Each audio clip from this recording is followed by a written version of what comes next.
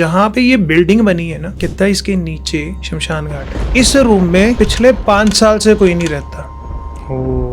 उसने जब सीसीटीवी खोला ना, वो सीसीटीवी में किसी से बात कर रहा है कॉरिडोर में खड़ा होके, और कॉरिडोर में कोई भी नहीं है। किससे कर रहा है वो नहीं है। मैं चैलेंज दे रहा हूँ, वहाँ आज भी कोई नहीं जा सकता। वहाँ पे छोटी छोटी लड़कियों के हाथ बांधे हुए, पैर बांधे हुए, का शरीर जैसे किसी ने जकड़ दिया होता है ना, वो ऐसे हाथ लगा रही है, ऐसे हाथ लगा रही है, यॉर्निंग कर रही है बहुत ज्यादा। मेरी आंखों के आगे 2 लड़के येलो टी शर्ट दोनों ने पहनी हुई उस रूम में मेरे को विजिबल हो रहे हैं। मेरी आंखें बंद हैं, मेरे को वो विजिबल हो रहे हैं, और वो मेरे को बोल रहे हैं, ये जो तू मंत्र बोल रहा है ना, ये मत बोल।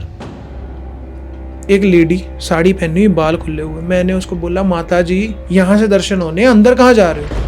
भाई उसकी आंखों ने ना मेरे को ऐसे जैसे चीर देना। उसने मेरे पैर पे पैर मारा, मेरी चीखें निकल गई। वहाँ जिस बेड पे वो सोते थे उसको पता नहीं कितनी बार आग लगी है भाई। अच्छा जी। हमने इस तरह की एंटिटी नहीं देखी जो बंदे के कपड़े फाड़ रही है, बेड पे आग लगा रही है, बाल काट रही है। कहती मैं उस पेड़ पे आज से नहीं रहती, वो पेड़ बहुत पुराना है, मैं तब से यहाँ रहती हूँ। कहती इसने मेरे भोग पे बाथरूम कर दिया था। मेरी मम्मा को उसने 3 थप्पड़ जड़ दिए। कहती इस कॉरिडोर में ना मेरे को एक लेडी मोटी सी लेडी है, बार बार उसकी शैडो दिखाई दे रही है। इनको रात को वो उठा के लेके जाते थे मेरे नाना जी को प्रेत। वो हड्डियों के चूरे, राख और शिट में कन्वर्ट हो गई होती थी। जय श्री राम दोस्तों, आप सभी का स्वागत है अक्षयवासी शौर्य शो पे, जहां पर हम बात करते हैं गोस्ट एक्टिविटीज, पैरानॉर्मल एक्टिविटीज और ऐसी बहुत सारी एंटिटीज के बारे में।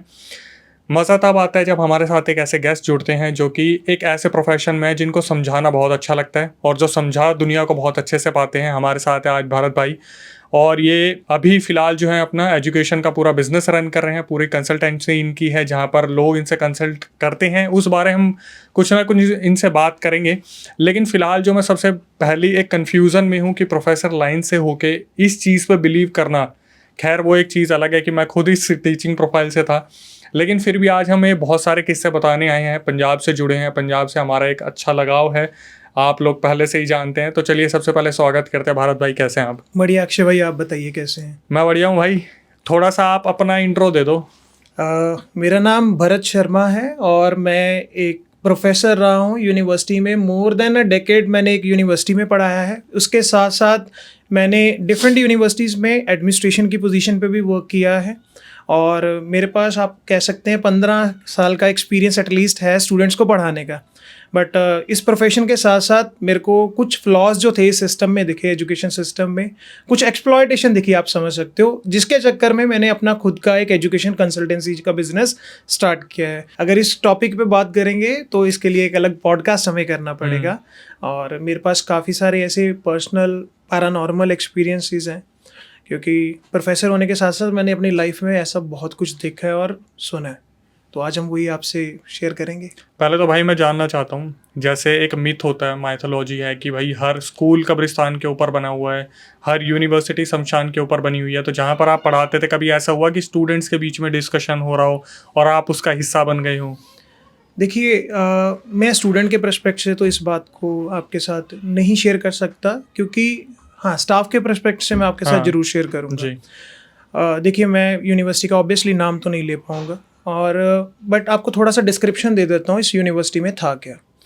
इस यूनिवर्सिटी में एक ऐसा ब्लॉक था, एडमिनिस्ट्रेशन ब्लॉक, जहाँ पे यूनिवर्सिटी की एडमिशन्स के साथ साथ कॉलिंग का डिपार्टमेंट जो था वो था।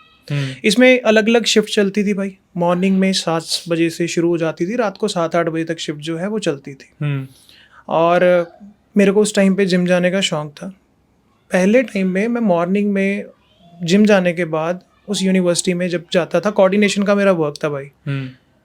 मॉर्निंग में कभी किसी के साथ ऐसा नहीं हो सकता कि उसकी एनर्जी ड्रेन हो जाए।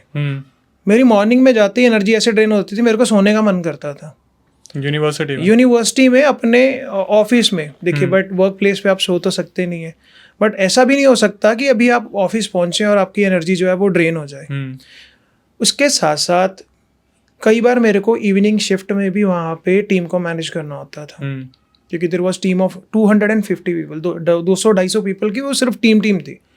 तो कुछ दिन आप 1 मंथ लेके चल सकते हैं कि मैंने इवनिंग शिफ्ट में टीम को मैनेज किया। भाई वहाँ पे ना एक पैसेज था, उस पैसेज को हमेशा बंद रखा जाता था, उसकी कभी भी लाइट्स ऑन नहीं करी जाती थी। उस पैसेज में अगर आप किसी को ये बोल दोगे ना भाई तेरे को 1000 रुपये दे रहा हूँ, इस पैसेज में से निकल के जाना है शाम को 7 बजे के बाद, मैं कहता हूँ उस यूनिवर्सिटी का कोई भी धुरंधर बंदा वहाँ से क्रॉस नहीं कर सकता था। तो ऐसे ही मेरा एक फ्रेंड था, आज की डेट में वो कनाडा में है, उसने मेरे को एक ही बात बोली, कहता यार इस पैसे से ना आज तक कोई आता जाता नहीं है। आज यार पंजाबी में जैसे कहते हैं आपा ना उधरले पासे जाके आना है, मतलब पंजाबी में बोलते गरारी है। मैंने कहा यार छोड़, हमें नहीं जाना, क्योंकि उस टाइम पे ना मेरा रोका वगैरह हो रखा था, घर वालों ने बोल रखा था कि भाई तू मत जाइयो, ऐसे पैसे से मत निकलियो, या कोई नहर होती है या कुछ ऐसी चीज़ें जहाँ पे तेरे को नहीं जाना, मीठा नहीं खाना ये। बट मेरे हाथ पे मेरी रोका और मैरिज में ना ज़्यादा टाइम नहीं था, तो मेरे हाथ पे तो उन्होंने ना गुरुजी से लेके गोरी सरसों वगैरह बांध दी थी। अब मेरे साथ जो मेरा दोस्त है जो कनाडा चला गया, वो मेरे साथ चल रहा है और पंजाबी गाने गाते गाते ना कहता आवाज़ दे कितनी गूंज रही है यहाँ पे। जैसे पैसेज के अंदर एंटर करे ना भाई, और मेरे को ऐसे लगा कि कोई पीछे से निकला है, बट वो इतना मेरे को फील नहीं हुआ। मैं क्योंकि थोड़ा स्ट्रांग था भाई, उसने ना मेरा हाथ पकड़ लिया। मैंने उसको मजाक में यही बोला कि यार मैं तेरी सहेली थोड़ी है या तू मेरी सहेली थोड़ी है, गर्लफ्रेंड वाली फील ले रहा। हाँ, मैंने कहा यार ये तू चल, कहता यार अपन ना हम बाहर निकल लेते हैं पहले, फिर मैं तेरे से बात करता हूँ। कहता भाई हम दोनों नहीं थे वहाँ पे, जो भी बंदा कह रहा है ना कि इस पैसे से नहीं जाना चाहिए, कहता सही कह रहा है। कहता मेरे को आज तक ना मैं विश्वास करता था, ना मेरे को कभी फील हुआ था। कहता मेरे को ऐसे लग रहा था कि मेरे साथ साथ जैसे कोई चल रहा होता, फीलिंग होती ना हवा में कि यार कोई साथ साथ चल रहा है। कहता मेरे को ना इस चीज़ की ना फीलिंग हुई है। कहता कल ना हम इस चीज़ को कन्फर्म करेंगे। वैसे आपको फील हुआ था कुछ? भाई मेरे को ना जैसे मैं ये फीलिंग मेरे साथ ज़िंदगी में 2 बार हुई है। पहली बार वहाँ पे वो कम थी, दूसरी बार मेहंदीपुर जी में हुई है। मतलब आपको महसूस हुआ था कि कुछ है पैसेज क्रॉस करते टाइम? क्योंकि मेरे साथ बचपन का वो इंसिडेंट मैंने आपसे कभी अभी शेयर नहीं किया, वो मैंने बाद में कभी करूँगा। क्योंकि उस इंसिडेंट में तो मेरे को ऐसा होता था, मेरे पीछे पीछे जैसे मैं सीढ़ियाँ भी जंप कर रहा हूँ ना, मेरे साथ कोई जंप कर रहा है। वो इंसिडेंट मैं आज कवर नहीं कर सकता क्योंकि वो अलग इंसिडेंट है मेरे, उसमें कई लोग ऑफेंडेड भी होंगे क्योंकि उनको पता है कि मेरे साथ क्या हुआ था। तो हमने नेक्स्ट डे ना मॉर्निंग में मैंने कहा यार मैं इवनिंग वाली शिफ्ट नहीं लूँगा, मैं सर से आके ना बात करूँगा जो हमारे डीन थे। तो मॉर्निंग में मैंने डीन को बोला सर मेरे को ना वैसे भी शाम की शिफ्ट नहीं करनी, इवनिंग शिफ्ट में मेरे को मन नहीं करता मेरा। उस टाइम पे ना वो एडमिनिस्ट्रेशन ऑफिसर वहाँ पे घूम रहा था, तो मैंने अपने फ्रेंड को बोला, मैंने कहा तू बात पूछ के देख इससे कि क्या बात है।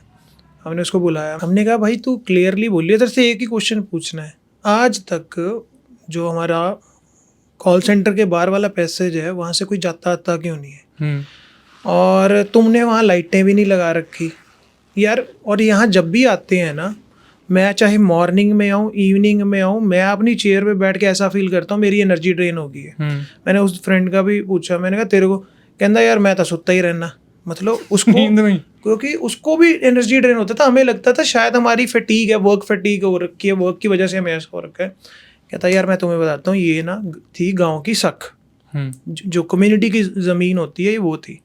कहता जिस जगह पे, कहता मैं बाकी ऑफिस की बात नहीं कर रहा, जहाँ पे ये बिल्डिंग बनी है ना, कहता इसके नीचे शमशान घाट है। और जहाँ ये पैसेज की बात कर रहे हो ना, क्योंकि उनको ड्राइंग वगैरह सब पता होती है कहाँ पे क्या बना है, कहता यहाँ पे ना दबाया जाता था। कहता जिस टाइम पे इस बिल्डिंग का रूम्स रेडी हो रहे थे ना, यहाँ तो कोई कारीगर छोड़ के भाग जाता था। और कहता कि देखो आपको पता है इस यूनिवर्सिटी का काम सबसे तेज होता है, कोई बिल्डिंग बननी हो ना, मेरे को लगता है 10-15 दिन में वो खड़ी कर देते हैं। कहता भाई 2 साल लगे इस बिल्डिंग को बनने के लिए। अच्छा जी? हाँ जी। कहता 2 साल लगे, तो आप सोच कि क्यों इतना टाइम लग गया इसको बनने के लिए। और कहता कि तेरे को ऊपर वाली फ्लोर पे नहीं होता होगा। मैं कहा हाँ। मैंने कहा बना तो उस पर ही है। कहता नहीं, कहता अगर तू देखेगा ना उस फ्लोर के ऊपर इन्होंने पहले पूजा करवाई थी। तो हमने कहा था कि आप ऊपर करवा रहे हो, क्योंकि ऊपर वाली फ्लोर पहले से वो रेडी वगैरह थी, क्योंकि वो किसी और बिल्डिंग के पैसे से मिलती थी। नीचे वाला इन्होंने बाद में बाय वगैरह करके इकट्ठा कंबाइन किया था उन्होंने। तो उसने ये चीज़ बोली कि कहता हमने बोला भी था ये करवा लो, ऑनर नहीं मानना इस चीज़ को लेके। तो कहता यार मैंने आप लोगों को बता दिया, बट ये बात आगे डिस्क्लोज मत करना, तुम्हारी भी नौकरी जाएगी मेरी भी जाएगी। कहता तो हमने उस दिन के बाद तो मैंने कभी भी वो उस जगह से हमने पास ऑन नहीं किया।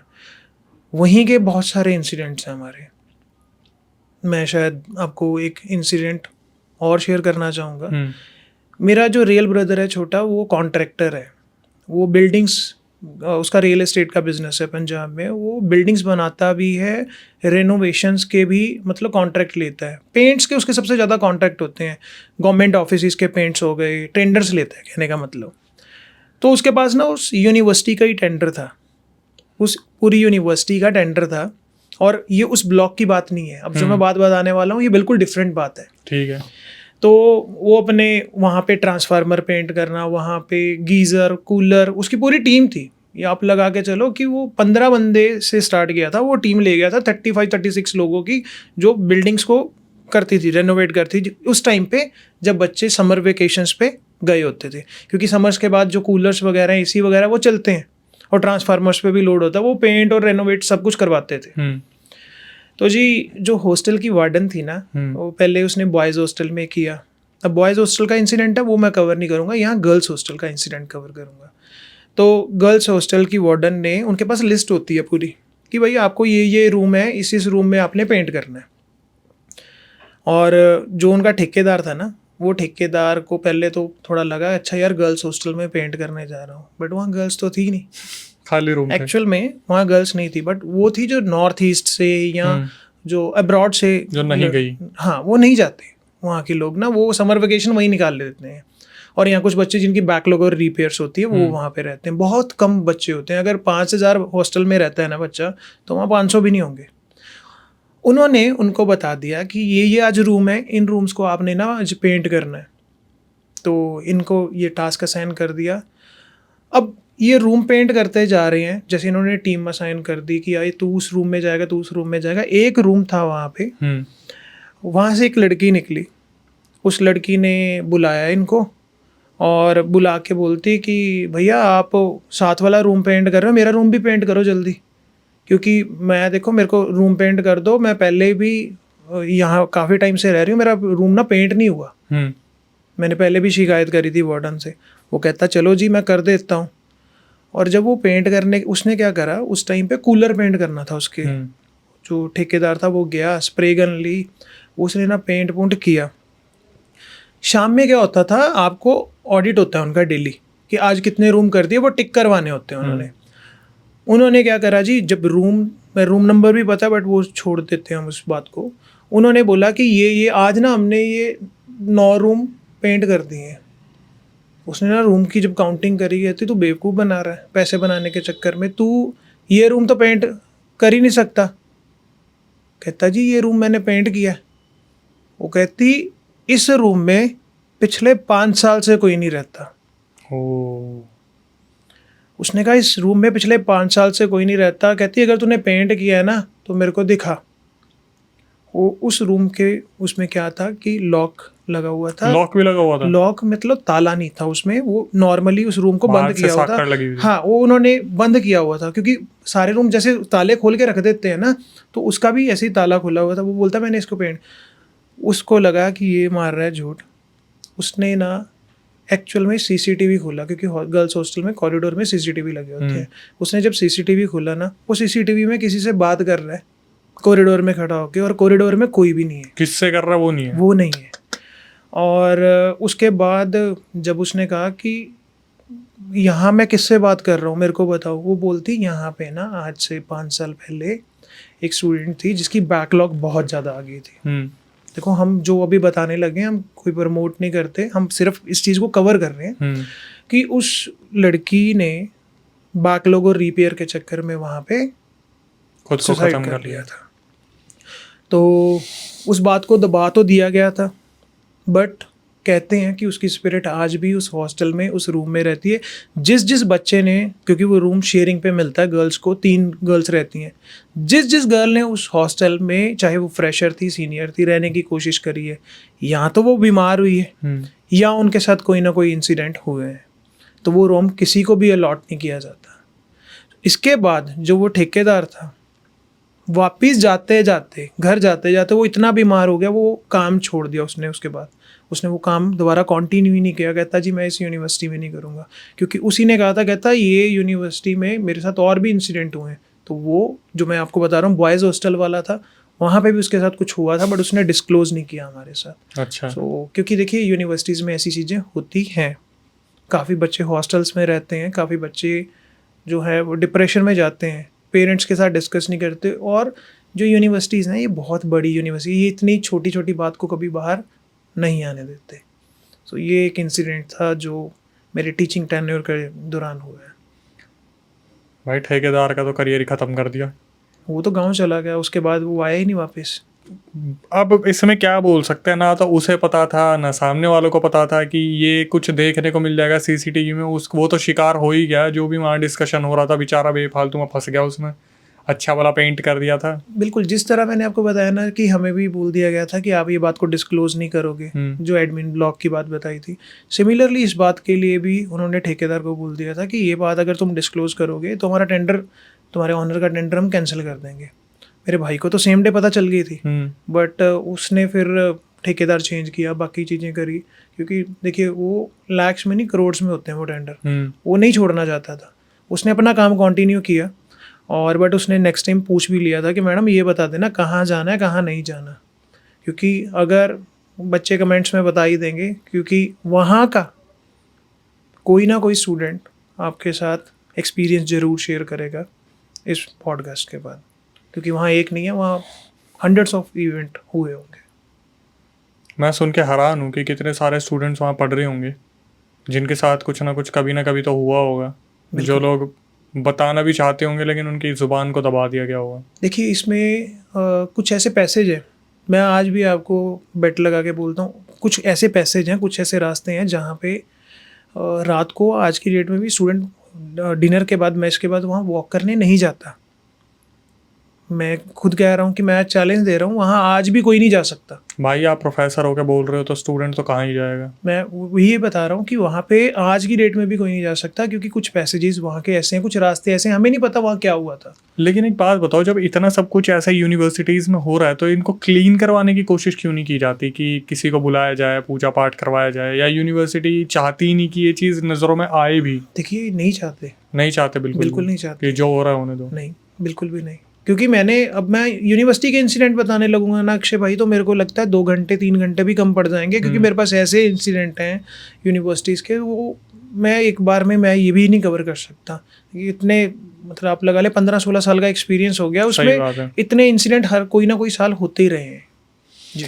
खैर ठीक है भाई, दूसरे किस्से पे आते हैं। यूनिवर्सिटी से बाहर निकलते हैं और आते हैं, अब आपने बताया था बहुत सारी ऐसी चीज़ें हुई थी, उनमें से कोई आपको लग रहा है जो आपको बताना चाहिए? अच्छा भाई, मैं आपसे जो किस्सा बताने लगा हूँ ये रीसेंट किस्सा है।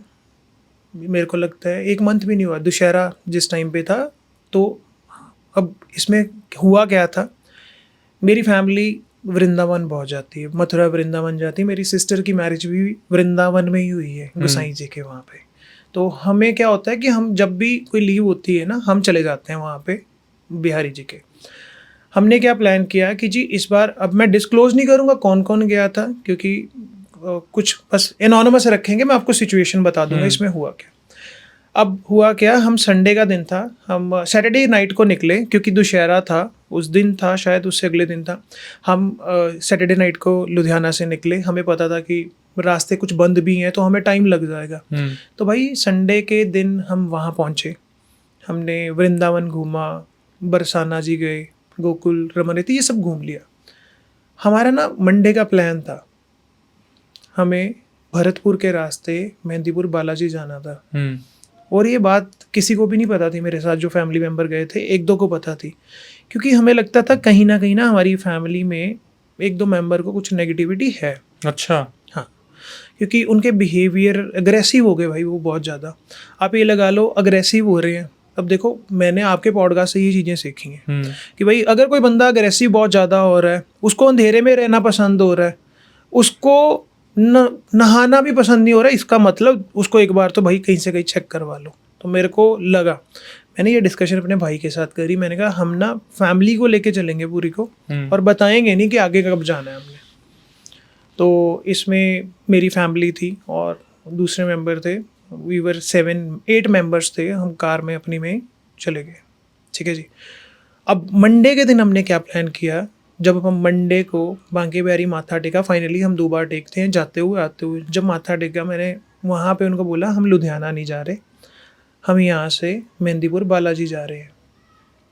भरतपुर के रास्ते, क्योंकि वहाँ भरतपुर का रास्ता पड़ता है राजस्थान के रूट से।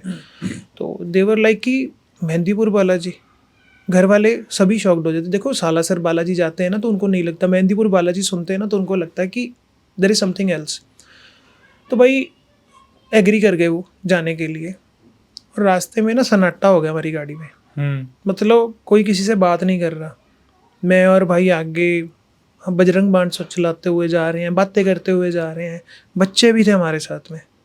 तो हम जब वहाँ पे पहुँचे, मैं मेहंदीपुर बालाजी कभी नहीं गया भाई, पहली बार जब हम मेहंदीपुर बालाजी के गांव में एंटर करने लगे ना, मैंने आपको पहले बातचीत में बताया था कि मैं थोड़ा इंट्यूटिव हूँ, मेरे को ना वाइब थोड़ी थोड़ी आनी शुरू हो जाती है। भाई जैसे गांव के अंदर हम एंटर कर रहे हैं ना, उस गांव के अंदर कपड़े बिखरे पड़े हैं। जो लोग मेहंदीपुर गए होंगे उनको पता है कि जो पोसेस्ड होते हैं वो रास्ते में ना कपड़े फेंकते जाते हैं, वहाँ पे रोड पे बहुत कपड़े मिलेंगे आपको। तो चलिए वो पहले तो वो मेरे लिए एक एक्सपीरियंस बहुत नया था। मैंने कहा यार आ तो गए हैं, अब पता नहीं आगे क्या होगा। तो हमें ये था कि हम जब शॉर्ट नोटिस पे गए हैं, घर वालों को पता नहीं है, तो हमें वहाँ पे होटल नहीं होते, वहाँ धर्मशाला बहुत ज़्यादा होती हैं। तो हमने क्या करा कि एक दो जहाँ हमें किसी ने रिकमेंड किया था ना, वहाँ हमें बोल दिया कि नहीं जी आज तो ना बहुत सारा रश आ रहा है, क्योंकि कल ट्यूसडे है, आप कहीं और पता कर लो। एक धर्मशाला थी, हमने रिक्वेस्ट करा उनसे कि हमें ना आप ये रूम दे दो, हमें 2 रूम चाहिए, हमने रात रुकना, हमने कल चले जाना है माथा टेक के। पहले तो ना वो मना कर रहा था, कहता नहीं मैं कमरा नहीं दे सकता। अब वो धर्मशाला एक्चुअल में रेंट पे नहीं देते, वो किसी की है, किसी समाज की है। वो क्या करते हैं कि आप अगर जा रहे हो ना, आपको वैसे धर्मशाला में अगर किसी की रिकमेंडेशन है तभी रहने देते हैं, क्योंकि वो पे बेसिस पे नहीं होता। रिसेप्शन वाले को था कि मैं ना पैसे बना लूँगा इनसे, तो उसने बोला कि मैं ना, मेरे को थोड़ी देर दो। मैं और भाई खड़े, बाकी सब गाड़ी में बैठे, हम अंदर उनकी ना बातें सुन रहे हैं। वो बोलता है यार ये वाला रूम दे दो, ये वाला मत दो, ऐसे ही चल रहा है। मैंने कहा भाई हमें 2 रूम चाहिए। फिर उनका पता नहीं भाई क्या हुआ, उन्होंने फाइनली हमें कह दिया कि हम ना आपको 2 रूम दे रहे हैं, बट आपको ना मॉर्निंग में चेकआउट करना पड़ेगा। हमें तो ये था कि हम 3 हाजिरियाँ लगानी होती है, एक जाते ही हम लगा लेंगे, एक शाम में लगा लेंगे, सोमवार मंगलवार वहाँ बहुत रश होता है, और मंगलवार जैसे मंदिर ओपन होगा तो हम हाजिरी लगा लेंगे। अब जैसे ही जो फीमेल्स थी हमने उनको एक रूम में भेजा, और क्योंकि फैमिली थी तो इधर उधर एडजस्ट कर रहे थे। सबसे पहले मेरी फैमिली में कोई बड़े थे, उन्होंने जो लेफ़्ट वाले रूम में अंदर एंटर करे ना, मैं और मेरा भाई आराम से फ़ोन चला रहे हैं, अंदर एंटर करे, वो बाहर आ गए। मेरे को बोलते हैं कि बाहर आई हो, कहते मेरे को ना ये रूम ठीक नहीं लग रहा। अब मैंने कहा ऐसा रूम में मेरे को तो कुछ फील नहीं हो रहा। उस टाइम पे मेरे को सच्ची नहीं फील हो रहा था, ना ही मेरे भाई को फील हो रहा था।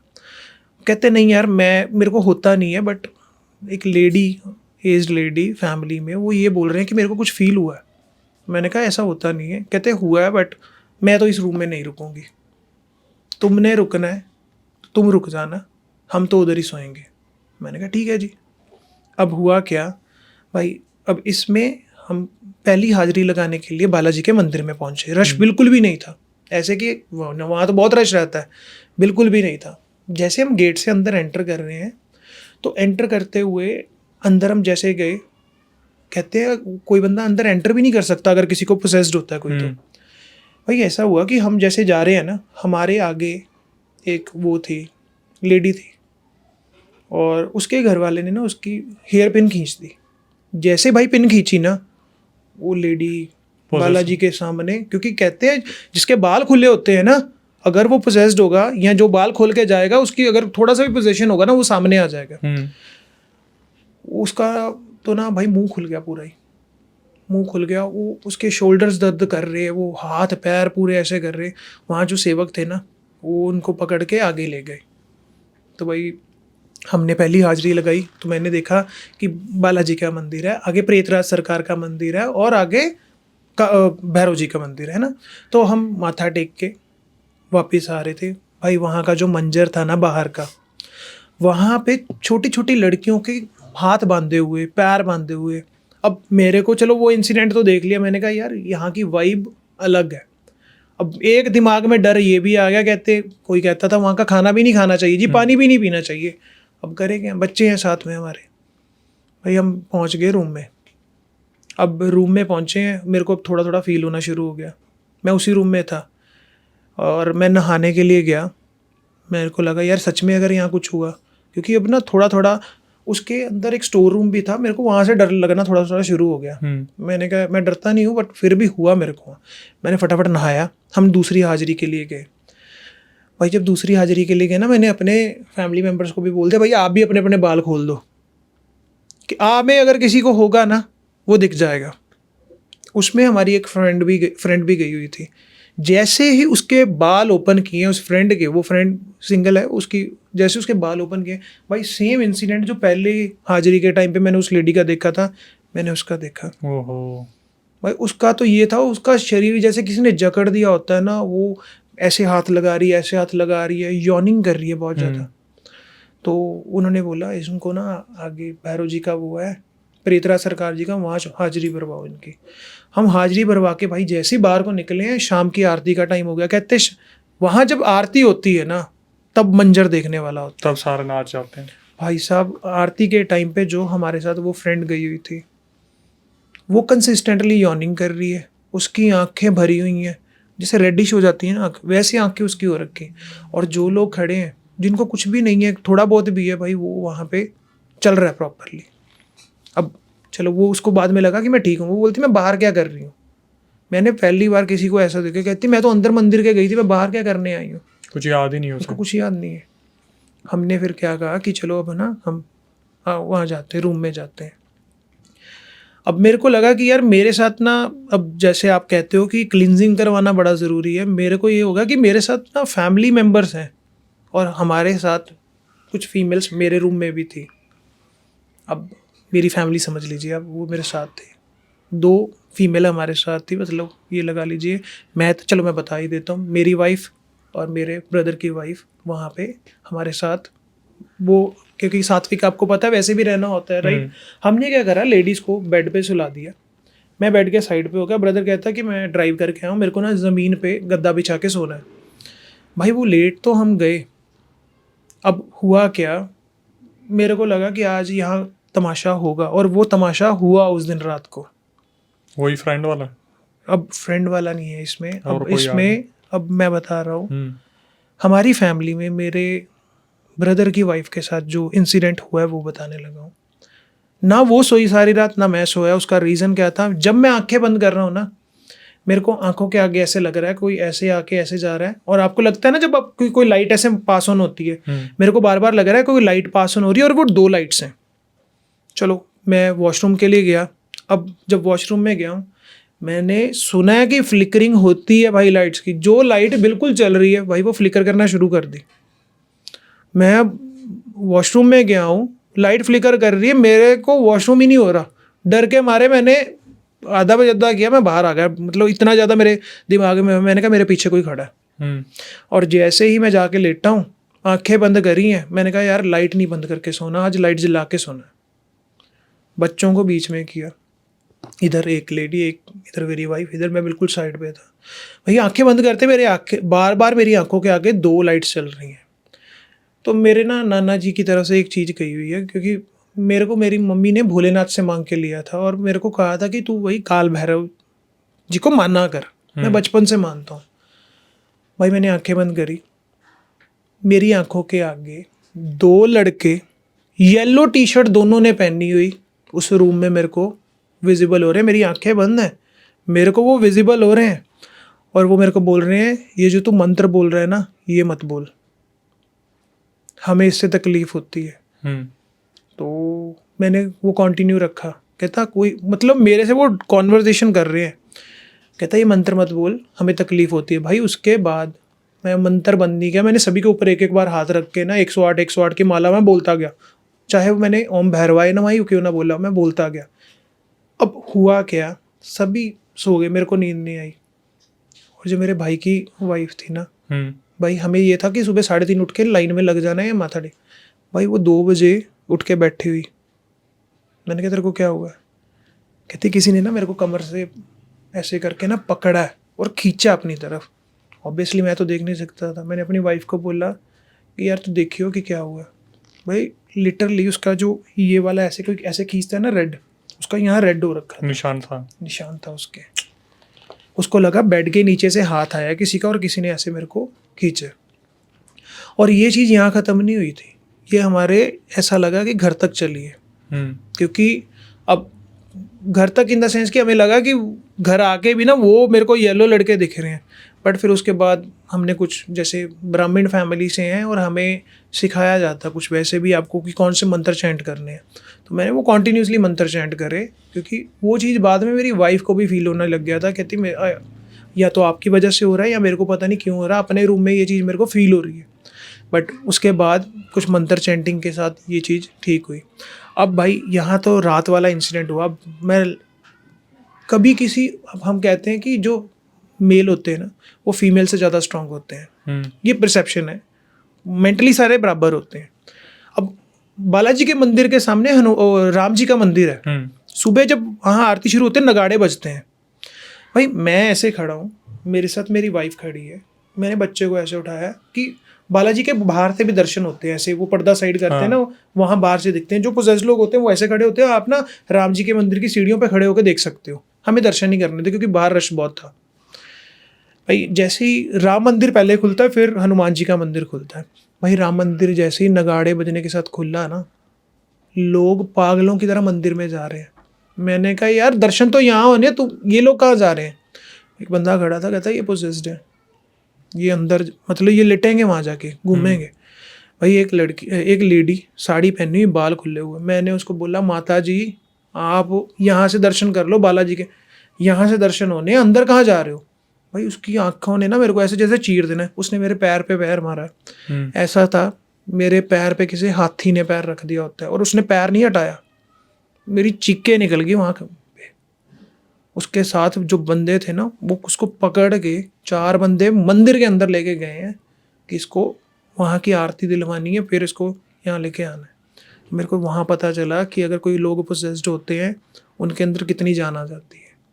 मतलब this was my experience of Mehandipur Balaji.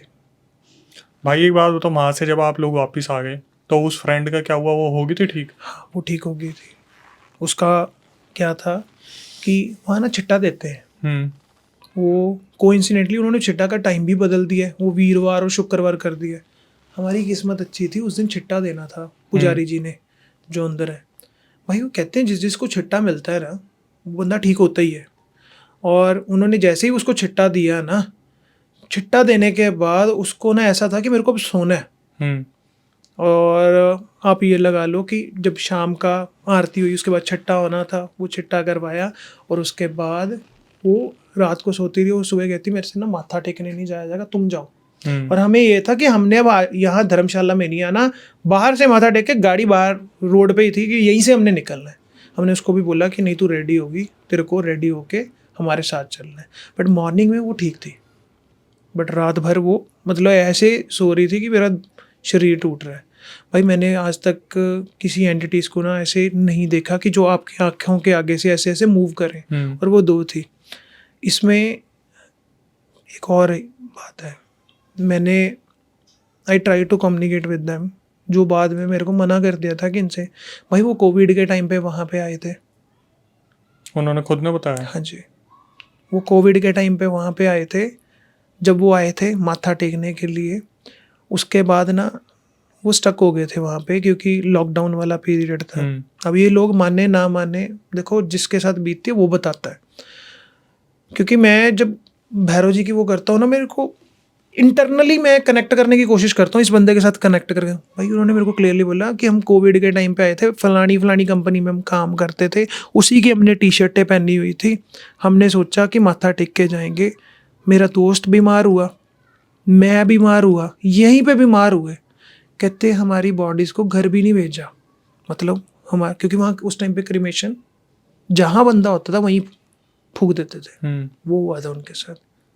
तो ये इंसिडेंट वैसे मेरे को बताने को मना किया था कि आगे की आप किसी को नहीं बताओगे, बट मैं आपको क्लियरली बता रहा हूँ। उसकी वजह से उनके घर वालों को गति उनकी हुई है नहीं हुई, नो आइडिया। मुक्ति ही नहीं हुई ना प्रॉपरली, कुछ भी पिंडदान वगैरह कुछ नहीं हुआ, अंतिम क्रियाएं नहीं हुई। ये इंसिडेंट था भाई।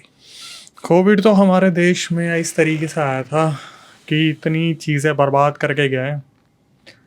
लोग आज तक भटके रहे उन चीज़ों के चक्कर में, आत्माएं आज तक मुक्त आपके नहीं दिल्ली हुई। में तो मतलब जिस तरह से क्रिमेशंस करे गए हैं ना भाई, यहाँ पे जिस तरह से क्रिमेशंस हुए हैं, मतलब कई तो जिनको तो लकड़ी नसीब होगी, जिनको लकड़ी भी नसीब नहीं हुई भाई। मतलब कोविड के टाइम पे जो लोग जिनकी डेथ हुई है ना, मेरे को लगता है कि काफ़ी ऐसे होंगे जिनके पेरेंट्स को नहीं पता, जिनके घर वालों को नहीं पता, गति नहीं हुई।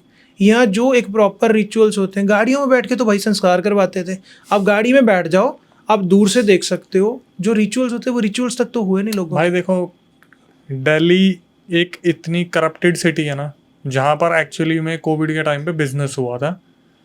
मेरे को पता है, मैं वो चीज़ें डिस्कस नहीं करता, क्योंकि अगर मैं करूँगा तो सवाल उठ जाएंगे बहुत सारे लोगों के ऊपर कि इस तरीके से बिजनेस हुआ था कि जो ऑक्सीजन सिलेंडर थे वो कहीं और बिक रहे थे, जिनको ज़रूरत थी वो कहीं और लाइन में खड़े हुए थे। अच्छा। और इस तरीके से देखा गया है कि जैसे लाइन में खड़े हुए हैं, मेरा ब्रदर गया था क्योंकि मैंने अपने फादर को खोया कोविड के टाइम पे, इस ही सिचुएशन में कि जहाँ पर जो बहुत पैसे वाले लोग थे उनके पास सिलेंडर अवेलेबल थे, जो लोग जिनके पास नहीं था, जिनको इस चीज़ की नॉलेज नहीं थी, जो अचानक से पहुँचे थे, उनके लिए तो बेड्स ही अवेलेबल नहीं थे। एक सिचुएशन ऐसी देखी थी जिसने पूरा प्लांट बंद करवा दिया था, और इतने सारे लोगों की, सिर्फ कुछ लोगों की बेवकूफ़ी की वजह से जान गई। मेरे ब्रदर बता रहे थे कि जब वो सिलेंडर की लाइन में लगे हुए थे चाचा जी के साथ, तो उस टाइम पर बहुत सारे लोग थे जो और भी लाइन में लगे हुए थे। एक इंसान था जो बहुत परेशान था और काफ़ी टाइम से लाइन में लगा हुआ था। तो हो क्या रहा था, जो डिपार्टमेंट के लोग थे वो अपने लोगों को अंदर लेके जा रहे थे और उन्हें सिलेंडर दिलवा के बाहर लेके आ रहे थे। आम जनता लगी हुई थी लाइन में, मेरा भाई भी लगा हुआ था। तो एक आदमी था, उसके पास कॉल आता है। तो जब उसके पास कॉल आया ना, वो बिखर गया वहाँ पे, बहुत बुरी तरीके से बिखर गया। किसी को नहीं पता था कि क्या हो रहा है, क्योंकि सभी ही परेशान थे वहाँ पे। उसके पास फिर दूसरा कॉल आया। जब उसके पास दूसरा कॉल आया तो वहाँ पर ऑक्सीजन सिलेंडर के लिए जो लाइन लगी हुई थी, वहाँ पर अचानक से क्या हुआ, वो इंसान भीड़ से निकला। उसने बस एक किसी दूसरे इंसान को बोला होगा, भाई मैं अभी आ रहा हूँ, आप थोड़ा सा ध्यान रखना, मैं अभी आ रहा हूँ। वो गया, उसने सामने वाले पेड़ पर वहाँ पर खुद को टांग लिया। जब बाद की बैक स्टोरी निकली, क्योंकि उस टाइम पर ही प्लांट को वहीं पर बंद कर दिया था कि किसी ने ऐसा कुछ कर लिया है तो प्लांट अब ऑक्सीजन नहीं देगा, अभी हम रोकेंगे, इन्वेस्टिगेशन होगा। तो पता चला कि उसकी बीवी और बच्चा भर्ती थे। पहला कॉल आया उसके पास कि आपकी बीवी नहीं रही, दूसरे कॉल पे उसका बच्चा ख़त्म हो गया। और सिर्फ इसलिए क्योंकि इतना करप्शन था, और ये करप्शन ना तो कभी ख़त्म होगा, यहाँ पर ना तो कोई यूनिटी है। इन सब चीज़ों के चक्कर में जो आम जनता मरती है वो मरती रही। देखिए, आपने जिस तरह से बताया, चलिए मैं इस टॉपिक पे नहीं आता, आपने अपने फादर खोए, हमने भी बहुत सारे रिलेटिव्स खोए, और इस टॉपिक पे काफ़ी कुछ है डिस्कस करने वाला, but I don't think so कि ये इस टाइम का राइट प्लेटफॉर्म है। बिल्कुल सही है, लेकिन जैसे हम बात करते हैं ना कि कोविड के टाइम पे इतनी सारी जनता परेशान हुई, ढंग से क्रियाएं नहीं हुई, बिल्कुल। वो आज तक ऐसा एक मंजर है जो मेरे हिसाब से इंडिया में पता नहीं पहले कब आया होगा। और अब जब आया तो जनता बताती है कि हम गंगा गए थे, गंगा में अंतिम क्रियाएं करने गए थे, कुछ लोगों ने डुबकी मारी, बाहर निकले, देखे सामने से बॉडी तैर के जा रही है। तो ये सब चीज़ें हुई हैं, और जिसकी वजह से आप कहीं भी फूंक दोगे इंसान को और पिंडदान नहीं होगा, अंतिम क्रियाएं नहीं होगी, तो बॉडी मुक्त नहीं होती इन सब चीज़ों से। तो मेरा सिर्फ यही बताने का मकसद था कि इंडिया में इस सिचुएशन पे सारी चीज़ें हुई हैं, जहाँ पर एक ऐसा हॉस्पिटल जहाँ इंसान पट्टी नहीं करवाता था, वहाँ पर लेटने के लिए जगह ढूंढ रहा था। देखिए, एडमिनिस्ट्रेशन गवर्नेंस का बहुत बड़ा मैटर रहा है, और एक आम जनता ने उसको बहुत अच्छे से भुगता भी है, और आज तक भुगत रहे हैं, आगे भी कभी भुगतेंगे जब ऐसे प्रिपेयर नहीं होंगी चीज़ें। तो खैर, आते हैं भाई अगले किस्से पे। ये मेहंदीपुर वाला जो था, ये तो बहुत हिलाने वाला था कि आपके सामने ही चीज़ें हो गई। और मैं तो हमेशा यही चाहूँगा कि आपका परिवार, आपकी जो दोस्त हैं, जितने भी लोग हैं, वो बिल्कुल ठीक रहें, क्योंकि आपके लिए तो ये सरप्राइज़ था एक कि आप लोग फर्स्ट टाइम गए और सामने इस तरीके से पोजेशन निकल के आ गया। बिल्कुल। और फिर वो जो आंटी ने पैर दे के मार दिया, वो एक अलग ही चीज़ थी।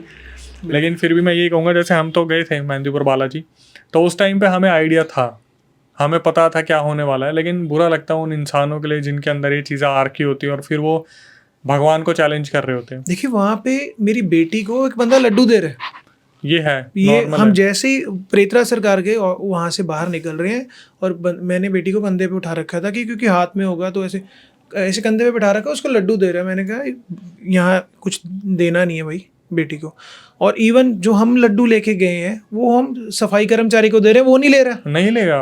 और ऐसे ही ना हमारी फैमिली मेंबर में से किसी ने पंडित जी को टच कर दिया, पंडित जी कहते मेरे को क्यों टच कर रहे हो भाई, उनको लगा कि शायद ये पोजेस्ड है। This was the scene. Mehandipur वाला जी एक खुद में एक ऐसी अल्टीमेट जगह बन चुकी है ना इस टाइम पे कि इंसान जाएगा वहाँ ठीक होने के लिए, एक गलती से अपने साथ पता नहीं क्या क्या लेके आ जाएगा। बिल्कुल। खैर आते हैं भाई अगले किस्से पे जो आप बता रहे थे। जी, अब भाई जो अगला किस्सा है, अब मैंने अपना भी कवर किया है, अपने भाई का भी बताया है। अब भाई के किस्से से पहले मैं अपने, अब आप लोग सोचोगे कि फैमिली के किस्से इतने कहाँ से हैं।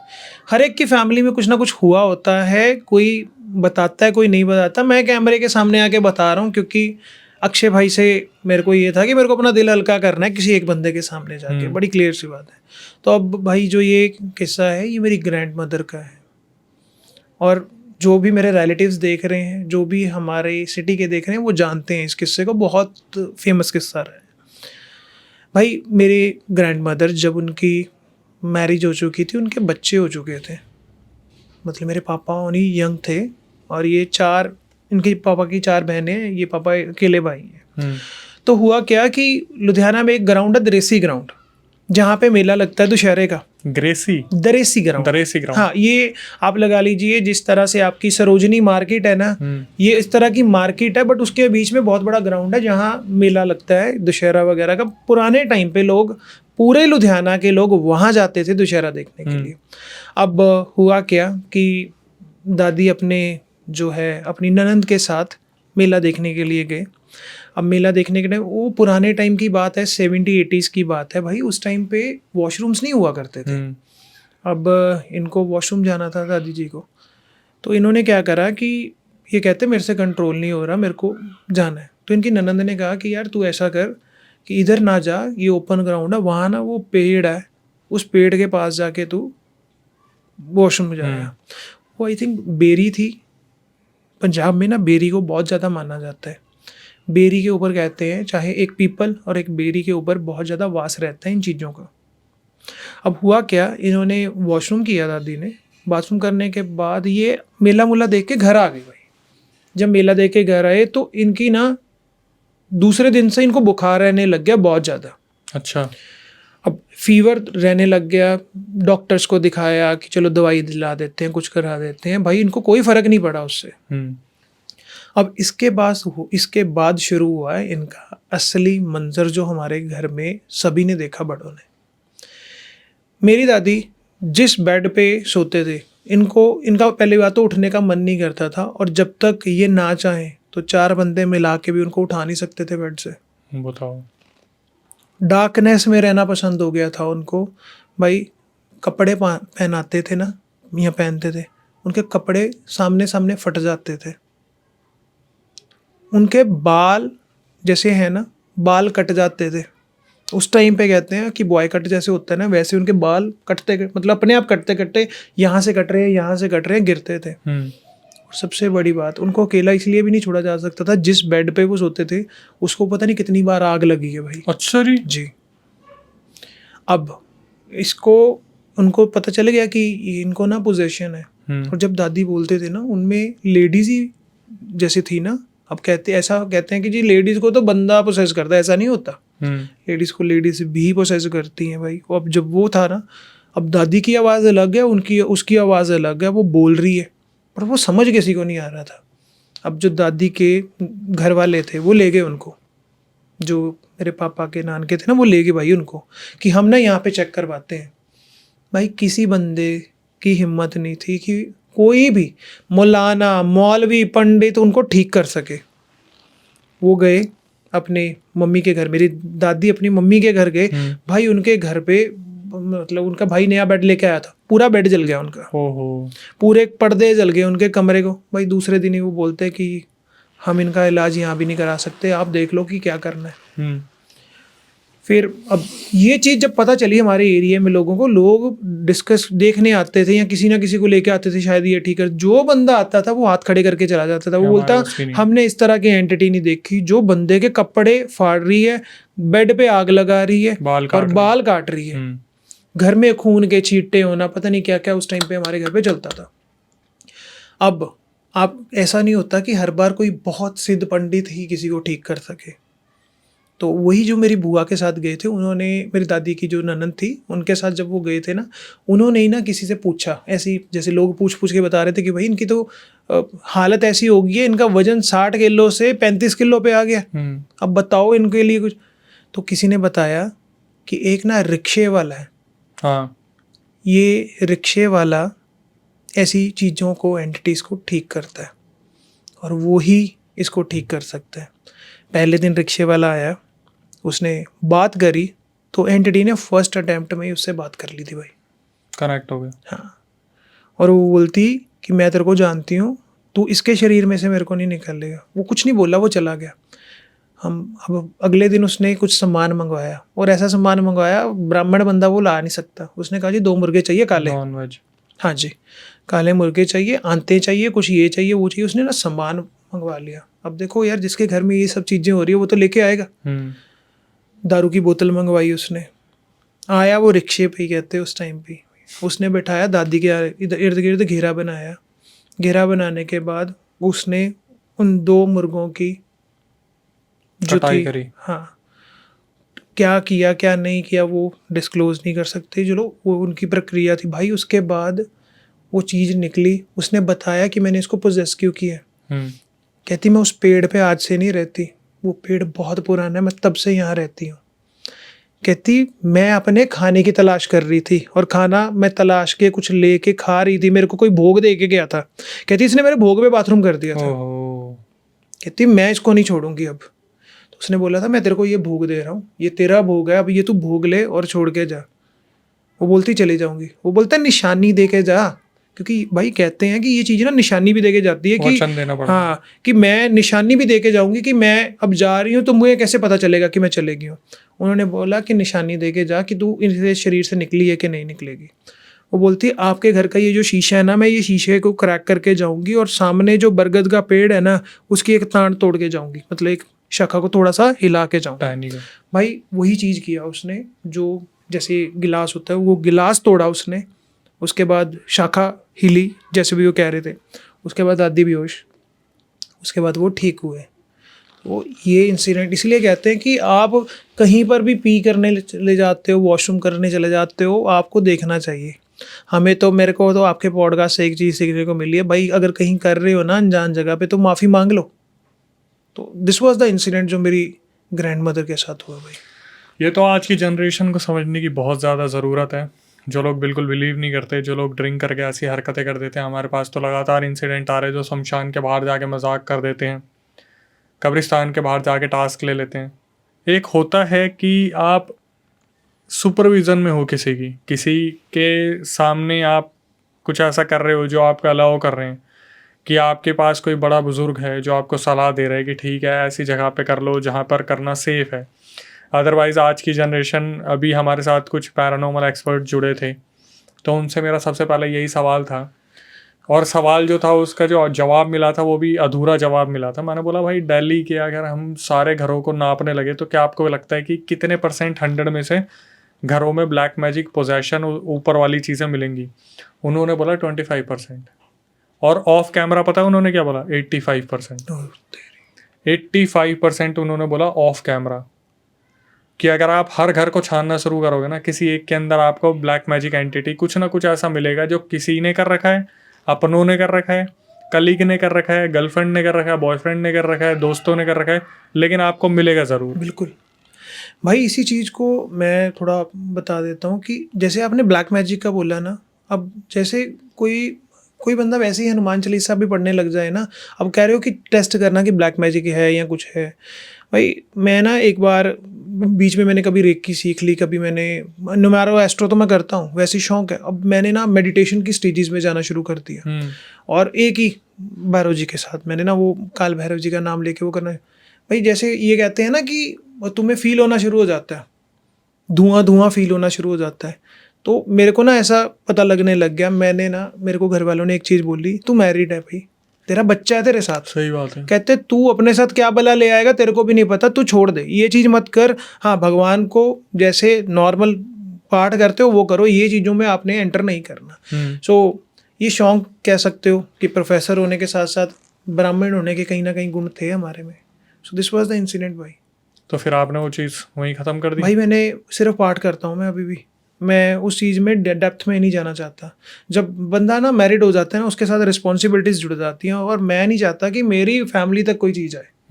तो इसीलिए भगवान को मानो, पर भगवान को सिद्ध करने की कोशिश मत करो कि तुम कर भी नहीं सकते। अभी तो वो मैं अपनी जनता को बता रहा था जी, ब्राह्मण कम्युनिटी के इतने केसेस आ रहे हैं, इतने केसेस आ रहे हैं, क्योंकि ब्राह्मण कम्युनिटी एक ऐसी होती है जो ओपन टू एक्सेप्ट होती है चीज़ों को बिल्कुल। लेके, कि आपको अगर किसी को भी आदर देना है तो ब्राह्मण के घर में खाना दे जाएंगे, जी, कपड़े दे जाएंगे, साड़ी दे जाएंगे, श्राद्ध भी दे जाते शराब हैं। दे जाते हाँ हैं। जी, अभी इतने केसेस आ रहे हैं, इतने केसेस आ रहे हैं कि ब्राह्मण्स कम्युनिटी परेशान हो रखी है कि उनके ऊपर इतनी सारी चीज़ें कैसे आ रखी है। अब मैं इतना समझाने लग रहा हूँ कि भाई आपको कोई आदर दे के भी जा रहा है, आप उनको बोल दो आप गाय को दे दो, आप कहीं दान दे दो। अब तो गाय चारा लेने वाले कितने आते हैं, उनको दे दो। आप अपने घर में मत लो, आप भी आम इंसान हो, आप भी जनरल में ही बैठते हो, और जो देने वाले होते हो पता नहीं कौन से कोटे के लिए कहाँ लड़ रहे होते हैं। भाई हम कर्मकांडी ब्राह्मण तो रहे ही नहीं अपना। बस अब जो है, अगर आपको देखा रहा है कि जी 200 रुपये दे रहा है, साथ में खीर दे रहा है, क्यों खा रहे हो? अगर आप खीर खा रहे हो, आप कर्मकांडी हो ही नहीं। सुबह आप कर्म कर रहे हो, शाम में आप मतलब आप फैमिली के कर साथ रहे हो। कुछ और कर रहे हो। तो ये आपका जो आपने बात बोली है ना, ये एक्चुअल में ब्राह्मण कम्युनिटी में बहुत ज़्यादा हो रही है। मैंने इस चीज़ को बार बार, क्योंकि अभी क्या हुआ था, हम एक गौशाला गए थे, तो गौशाला में जाके हमने उनसे बात की कि अब गाय इतनी खुली क्यों नहीं घूमती, या फिर हमारे जो जानवर है जिनसे इतना लगाव रहता था पहले, वो गलियों में घूमती थी, अब ऐसे देखने को नहीं मिलता। तो उन्होंने साफ साफ बता दिया कि बेटा अब टोटके बहुत ज़्यादा होते हैं, नींबू में पिन डाल देंगे और गाय के मुंह में सरका देंगे, अब मैं आटे के बीच में डाल देंगे और सरका मैं इस देंगे। एरिया का तो नहीं बोलता, मैंने जब आ रहा था ना, मैं पीछे एक चौक है, मैंने उस चौक में मैंने बड़ा कुछ देख लिया आज। मतलब देयर आर थिंग्स, लोग अभी भी हटते नहीं हैं इन चीज़ों से। मैं बता रहा हूँ, जैसे हमारी नॉर्मली सब्सक्राइबर से बात नहीं होती, लेकिन कभी बात होती है तो उन्होंने बताया कि भाई हमें ना सॉल्यूशन बताया कि दिवाली वाले दिन मेरे पापा को बोला कि है ना आपको पीपल के पेड़ के नीचे कुछ चीज़ें रख के आनी है। तो उसके पापा डर रहे थे कि मैं रखूँगा कोई देख तो नहीं लेगा। उसके पापा बता रहे जब मैं वहाँ से लौट के आया तो मैंने देखा वहाँ तो हज़ारों चीज़ें रखी हुई है। बिल्कुल मतलब मैं इकलौता नहीं था ये चीज़ करने वाला। वाले। किसकी सलाह पे कितने लोगों ने पहले ही वो पीपल का पेड़ भर रखा है। बिल्कुल एंटिटी को तो भोग लग रहा है, लेकिन आपसे अगर कोई गलती हो जाए, वहाँ पे कोई चूक हो जाए, और सोचो वहाँ पर दिन में भोग रखे जा रहे, शाम को कोई आया पी के उसने वहाँ टॉयलेट कर दिया, फिर आप सोच लो उसका क्या ही होने वाला है। खैर ऐसी छोटी छोटी चीज़ें तो हम बताते ही रहते हैं। आज तो ब्राह्मण ब्राह्मण बैठे हैं तो फिर चीज़ें कैसे निकल के नहीं आएंगी। बिल्कुल। और जिस तरीके से ये ब्राह्मण कम्युनिटी में फैल रहा है कि आपके घरों में कोई भी कुछ दे के चला जाता है, आप एक्सेप्ट कर लेते हो ये सोच के कि हमारा आदर किया जा रहा है। गए भाई वो दिन, गए। इस चीज़ को जितना जल्दी समझ सकते हो समझ लो। अब उस इंटेंशन से नहीं दिया जाता जिस इंटेंशन से पहले चीज़ें दी जाती थी। पहले जैसे मान किया जाता था अब मान नहीं होता। आपको श्राद्ध में दिया जाएगा, पितृपक्ष में दिया जाएगा, ऐसी चीज़ों में दिया जाएगा। ऐसे लोगों से कभी बाहर लड़के देखना, तुम्हारी ब्राह्मणगिरी सारी निकाल देंगे। ये सिर्फ वो मोह माया होती है जहाँ पर आपको दिखाया जाता है कि आपका बहुत आदर हो रहा है, लेकिन अपनी भलाई टाली जा रही है किसी भी रूप में, किसी भी रूप में। छोटे बच्चों के ऊपर चीज़ें छोड़ी जा रही हैं। अब मैंने ये चीज़ एक्सप्लेन करनी कम कर दी क्योंकि लोग बहुत घबरा जाते हैं, डर जाते हैं जी। बस मैं कोशिश करता हूँ कि मैं थोड़ा ऐसा मैसेज दे पाऊँ, क्योंकि अब ब्राह्मण कम्युनिटी से बहुत केसेस आ रहे हैं ऐसे बिल्कुल कि हमारे घर में ऐसा हो गया वैसा हो गया। तो उसका एक ही सोल्यूशन निकल के आता है, क्योंकि हमारे साथ कुछ साइकिक हैं तो वो बता देते कि इनको दिया गया था, इन्होंने वो चीज़ ले ली, खा भी ली। बिल्कुल। कोई पराठे दे गया, कोई सब्जी दे गया, कोई घरों में कुछ दे के चला गया, कुछ किसी ने नारियल दे दी, किसी ने पताशे दे दिए, मान के नाम पे दे जाते हैं और फिर वो कहाँ अपमान हो रहा है क्या पता। खैर भाई आते हैं अगले किस्से पे, जनता वेट कर रही है। अब ये किस्सा भी ये लेटेस्ट किस्सा है और 2024 का किस्सा है। मंथ की बात बोलूं तो जब अमरनाथ यात्रा चल रही होती है, ये उस मंथ का किस्सा है। पहले जत्थे की बात है। अब हम हर साल अमरनाथ जाते हैं भाई। मेरे फादर पिछले 25 साल से जा रहे हैं, लंगर लगाते हैं हम वहाँ पे बालटाल में। अब इस बार हमने प्लान किया पूरी फैमिली को लेके जाएंगे लंगर में, क्योंकि हम सेवा भी करते हैं। सेवा के बाद हमें फिर ये था कि पहली बार जा रही हैं लेडीज़, तो इनको ना श्रीनगर वगैरह सब घुमा के लेके आएंगे। तो हमने रूट रखा ही बालटाल का था। यात्रा करी, पहले जत्थे में घूमे, उसके बाद घूमने के बाद वहाँ रुके, वहाँ रुकने के बाद भाई आ जाते हैं श्रीनगर में। अब श्रीनगर का आपको माहौल थोड़ा पता है, वहाँ के कुछ एरियाज़, जिस तरह से ऑर्गेनाइजेशंस वहाँ पे काम करती हैं, चलो पॉडकास्ट में नहीं बोल सकते, बट वहाँ पे आप जब होटल्स भी लेते हो ना, वहाँ पे आपका काफ़ी कुछ चेक किया जाता है और आपको एडवांस बुकिंग करवानी पड़ जाती है। और हमारा ना प्लान ये था कि हम ना मॉर्निंग में घूमेंगे, इवनिंग तक घूम के ना हमें आगे निकल जाना था रामबन के लिए, मतलब वापस आने के लिए निकलना था। बट फैमिली का प्लान था कि एक दिन हम रुकेंगे, शंकराचार्य मंदिर घूमेंगे और साथ में डल लेक और ये सारा एक्सप्लोर करेंगे। तो हमें क्या था कि अब हमारे जत्था समझ लीजिए, हमारे नॉन के ना कुछ लड़के पहले से ही उस एरिया में होटल लेके रुक रखे थे। उन्होंने क्या कहा हमें कि हमने कहा यार हमें ना होटल लेना। अब भाई देखो, अब अगर आप जा रहे हो फैमिली में, आपके साथ हमारी 4 गाड़ियाँ गई थी, आप 4 गाड़ियाँ में लगा लो कि ऑन एन एवरेज 4 बंदे थे, ठीक है जी, 16-17 बंदे होंगे बच्चों को मिला के। तो हमें एक बार में होटल लेना, रात के लिए सिर्फ होटल चाहिए था, काफ़ी एक्सपेंसिव हो जाते हैं उस टाइम पे। हमें ना कुछ फ्रेंड्स ने रिकमेंड किया जो पहले से रुके हुए थे कि हम ना आपको एक होटल दिलवा देते हैं।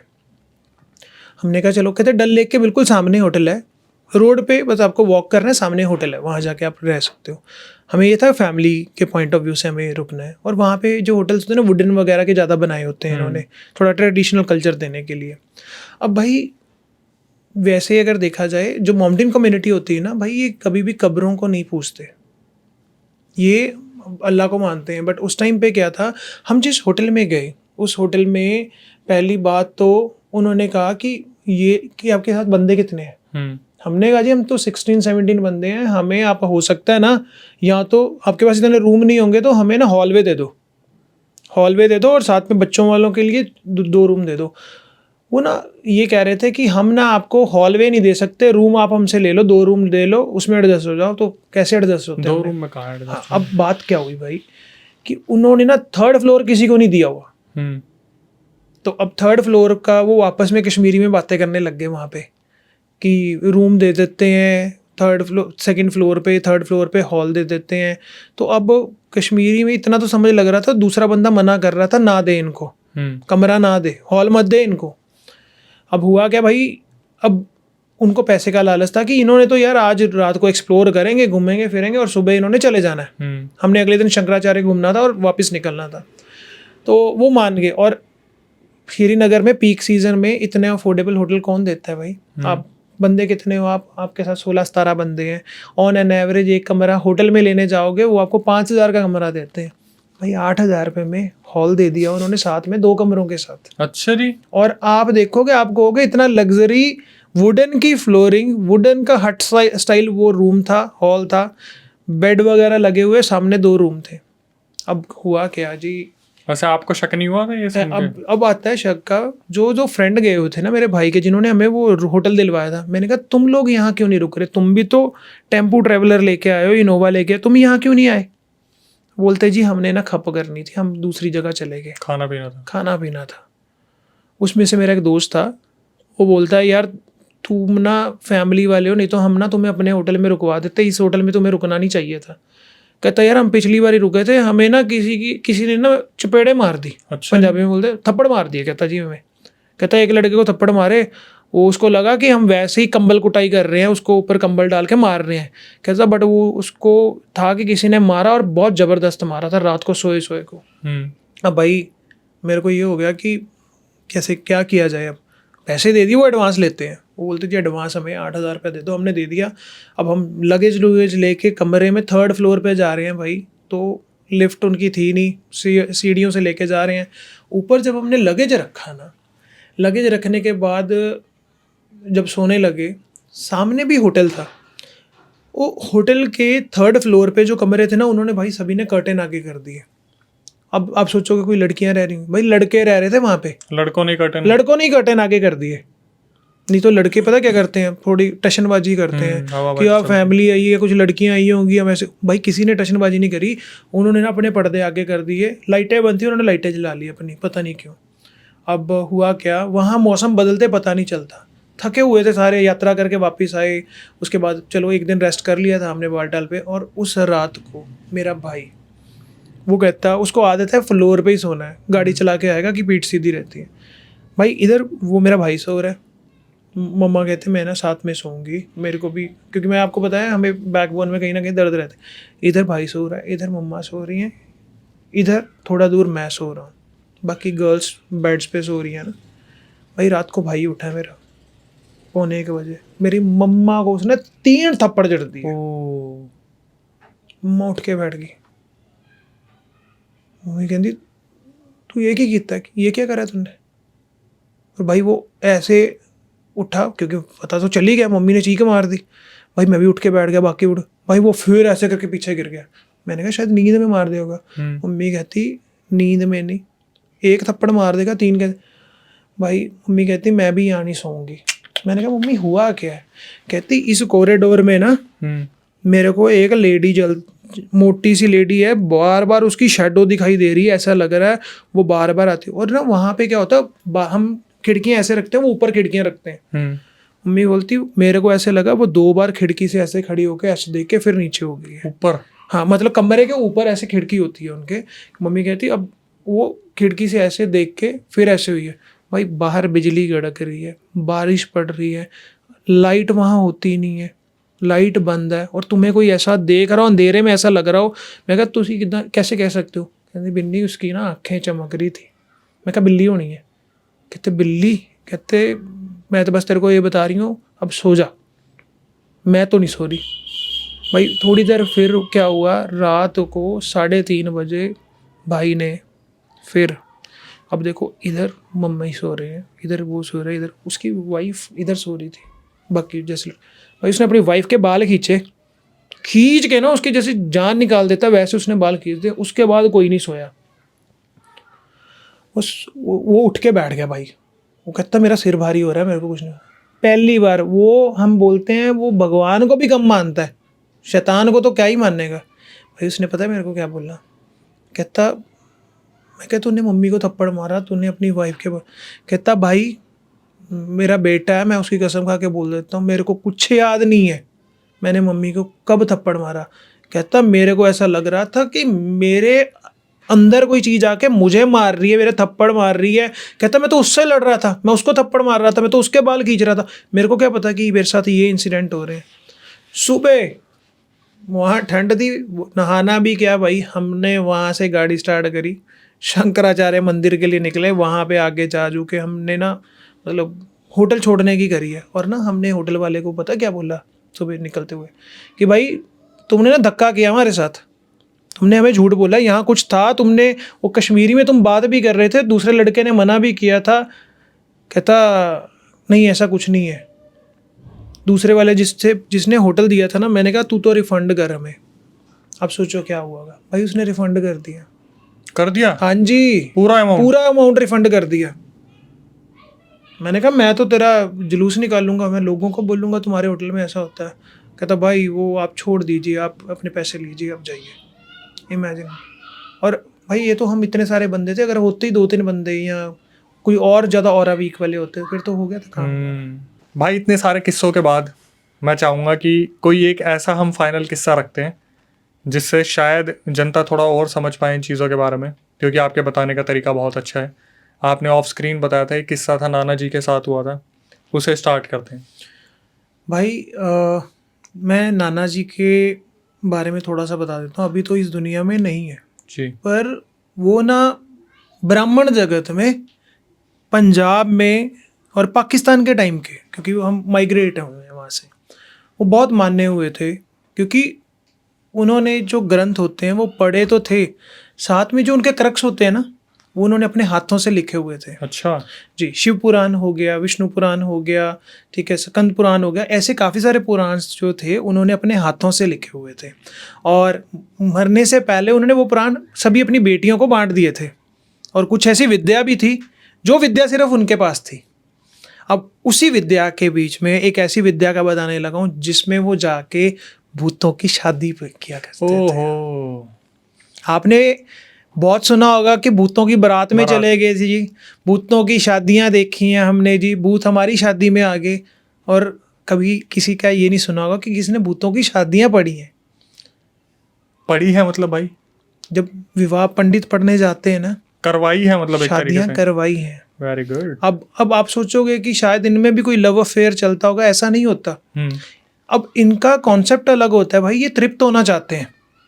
तृप्त होने का मतलब, अगर कोई कंवारा था जिसकी शादी होने वाली थी, उसको ये होता है मेरे को तृप्त होना है, मतलब उसकी मुक्ति ये होगी, उसकी आखिरी इच्छा रह गई है कि शादी करनी है।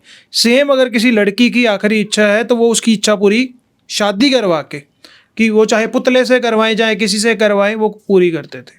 अब इसी तरह अगर कोई प्रेग्नेंट लेडी की डेथ हो गई, वो उसमें चली गई कि हाँ भाई इसको कहते हैं मुक्ति नहीं जल्दी मिलती, उसको भी मुक्त करवाते थे। अब इन्हीं का एक इंसिडेंट मैं बताता हूँ, शादी वाला। पंजाब में, पंजाब कह लीजिए, हरियाणा कह लीजिए, कंट्रोवर्शियल हो जाएगा, चंडीगढ़ एक जगह है, चंडीगढ़ शहर है। चंडीगढ़ में बहुत मान्य हुए ये पंडित हुआ करते थे। अब इनका जो, मेरे जो नानके हैं वो चंडीगढ़ के ही हैं, तो वहाँ पे जो ये पहले रहते थे, स्टार्टिंग में ये रहते थे एक विश्वकर्मा मंदिर के पास। और वो विश्वकर्मा मंदिर एक लौता मंदिर है चंडीगढ़ का, जहाँ जिसके पास, नहीं तो शिव मंदिर के पास शमशान घाट होते हैं, वहाँ विश्वकर्मा मंदिर के पास शमशान घाट था। अब ये शमशान घाट के पास, अब पुराने समय की बात है, ये चारपाई पे सोया करते थे। अब हुआ क्या कि इन्होंने ना अपने पूरे परिवार की चारपाई तक कीली होती थी, ये अपनी कभी कीलते नहीं थे। इन्होंने जब रात को सोना तो इनको आके रात को भूतों ने, प्रेतों ने तंग करना शुरू कर देना भाई। किली हुई चारपाई पे भी इन्होंने अपनी चारपाई खुद नहीं कीली थी। इन्होंने इसका रीजन बताया था, क्योंकि हेल्प करते थे उनको तृप्त होने के लिए, मतलब मोक्ष के द्वार पे जाने के लिए। बाकी पूरी फैमिली की कील रखी थी, मेरे मम्मी छोटे थे उनके बेड की भी सभी की कील रखी थी, बट उन्होंने अपनी कभी भी नहीं कीली थी, क्योंकि उनको ये होता था कि कभी ना कभी कोई ना कोई आएगा, आता था उनके पास। अब क्या था कि ये क्या करते थे, वीक में 3 दिन फैमिली के पास, मोस्टली अमावस्या की रात हो गई, या जब जो हम कहते थे पूर्णमासी, जब ये ना एनर्जीज का लेवल बहुत ज़्यादा हाई रहता है। इनका घर पास में ही था, ये ना वहाँ सोया करते थे अपने घर के बाहर ही। इनको रात को वो उठा के लेके जाते थे, मेरे नाना जी को, प्रेत। अब जो प्रेत उठाते थे, ऐसा नहीं है कि मार रहे हैं, पोजेस कर रहे हैं, वो उठा के लेके जाते थे शादी करवाने के लिए। और नाना जी कर्मकांडी ब्राह्मण थे, बट उनका कर्मकांडी, अब नॉर्मल कर्मकांडी ब्राह्मण तो किसी मनुष्य का करेगा ना, किसी प्रेत का तो नहीं कर सकता। पर उनको पता होता था कि इसका मेरे को शादी पढ़नी है, इसकी ये आखिरी इच्छा है, तभी इसको मोक्ष मिलेगा। गति चाहे करवाइयो, कुछ कराइयो, डिज़ायर रह जाती है वो पूरी करो। तो वो क्या करते थे, वो शादी करके आते थे, रात को शादी होती थी भाई। ब्राह्मण को जैसे दक्षिणा दी जाती, मेरे नाना जी को दक्षिणा मिलती थी। उस टाइम पे दक्षिणा में वो पत्तासे और पैसे, भान जिसको बोलते हैं, वो देते थे। रात को वो लेके आते थे घर पे, किसी को खाने के लिए नहीं देते थे, उनको पता था क्या होगा भाई। सुबह वो हड्डियों के चूरे राख और शिट में कन्वर्ट हो गई होती थी, मलमूत्र में। ये इंसिडेंट अभी एक मैंने किस्सा सुना था कि भूतों की बारात जा रही थी जी, भूतों का ये हो रहा था भाई, ये होता है। मेरे नाना जी से जब हमने ये चीज़ें पूछी थी ना कि नाना जी क्या होता है, कहते अब देखो अगर इनको मैं नहीं करूँगा ना, इसमें प्रॉब्लम क्या होती। वो क्या करते थे कि नाना जी को तो तंग करते थे, उनकी गाय को दूध नहीं देने देते थे। मतलब कुछ ऐसी चीज़ें होती, पुराने टाइम पे कहते थे यार गाय दूध नहीं दे रही, नज़र लग गई या कुछ हो गया।